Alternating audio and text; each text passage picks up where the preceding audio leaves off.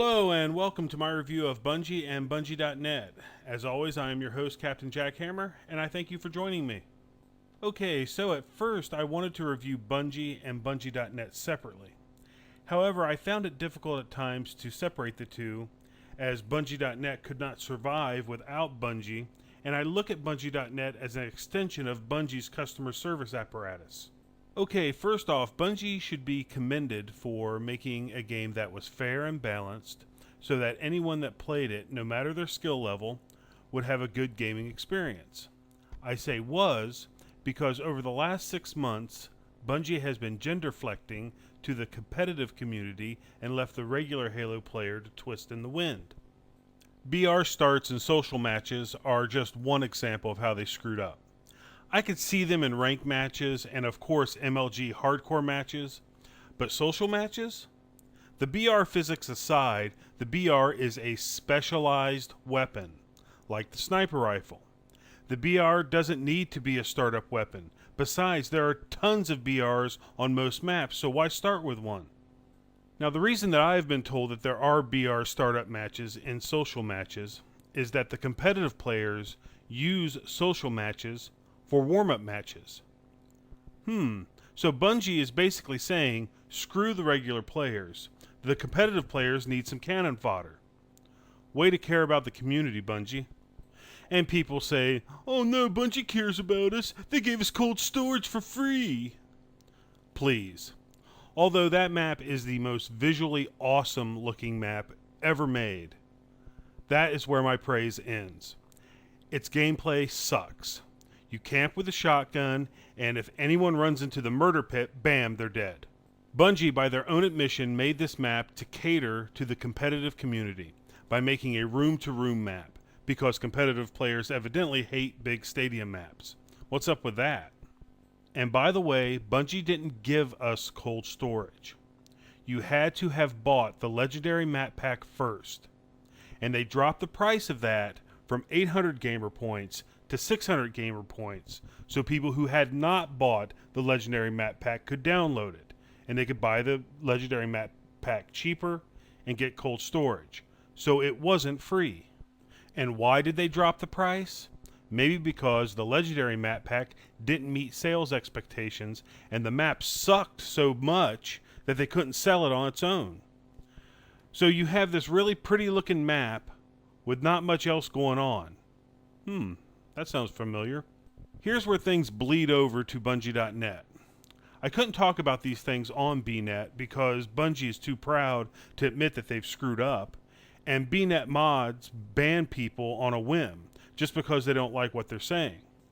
Now, I can't comment on BNet before October of 2007 because I don't involve myself on online forums because, for the most part, the people running it or moderating it have the mentality of a 12-year-old. They're anonymous with a lot of power and most likely very ineffectual in real life. But the file share thing was awesome, so I jumped on. What a mistake that was. I found myself in a world where the mods would ban people for the littlest things and then make fun of that person. I've played with a couple of these people on Xbox Live, and I actually heard one say one time, and I'm not going to tell you what his name is. For right now, we'll just call him Eric. But he said, and I quote, "If you touch that vehicle again, I will ban you from the forums on Bungie.net." Another mod that I played with, we'll call him Brad Pitt, invited a kid into the party who was obviously a fanboy for Recon, asking Brad Pitt if he would help him make a machinima. Brad Pitt responded with mockery to the amusement of his party and advised him to try someone else, another mod who is known for banning people who bug him on Xbox Live. So, Bungie.net decides to employ people who, because of their Xbox Live game experience, bans people from the Bungie.net forums. Way to care about the community. So, with all that established, here are 3 big problems Bungie/Bungie.net have that could be solved overnight. Number 1, Recon. What did you think was going to happen? You create an armor permutation that no one can have, except for people that you like. That's right, not people who have earned it, but people you like, and then get pissed and ban people who actually bring up legitimate issues about it. When your server crashed in October of 2007 because too many people were making threads about recon, that should have been a sign that you made a mistake.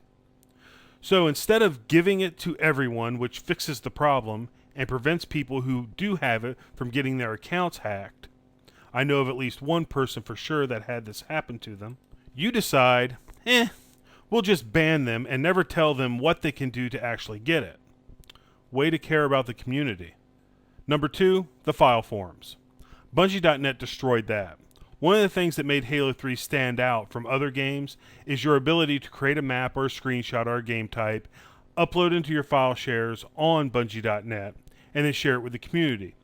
People would comment on it, it would get bumped back to the top. But they changed it. Now, instead of your map, screenshot, or game type, what have you, getting bumped back up to the top, it just stays where it's at when it's commented on. So after about 2 minutes of it being on there, it gets buried underneath a mountain of crap. Way to care about the community. The reasons we were given were people were bumping their content up too much. Okay, well, isn't that what we have mods for? Maybe they were just too busy harassing people on Xbox Live. Number 3, Bungie favorites. About 95% of the stuff on Bungie favorites is crap. And the only way to get on there is if you're part of a group or a website that's dedicated to Halo 3 and you happen to get picked by Bungie to pick the Bungie favorites. Problem is, these sites and groups have been around for a while and it's near impossible to break into one, let alone have them pick your stuff over their buddy's stuff that they've known for years to get put on Bungie favorites. I could go into the forums right now and find 10 picks in 2 minutes that are better than the Bungie fave crap that they have up right now. Now I understand that it's Bungie favorites, and it's what they think is great. That's fine. Then create another favorites column, like a community favorites, where actual good stuff can be featured. Now, to be fair though, sometimes they do get it right, and they pick something awesome. Well, I hope my review didn't turn into a rant. Halo 3 is a great game, and I am sure that Bungie will continue their tradition of creating great games in the future.